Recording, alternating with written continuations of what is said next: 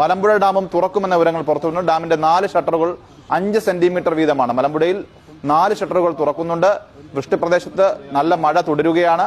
ജലനിരപ്പ് ക്രമീകരിക്കുന്നതിനാണ് ഡാം തുറക്കുന്നത്. മലമ്പുഴ ഡാം ആദ്യ ഷട്ടർ തുറന്നിരിക്കുകയാണ്. മലമ്പുഴ ഡാമിലും ഇപ്പോൾ ജലം പുറത്തേക്ക് വിടുകയാണ്. റിസർവോയറിൽ നിന്നും വൃഷ്ടിപ്രദേശത്തും മികച്ച മഴ.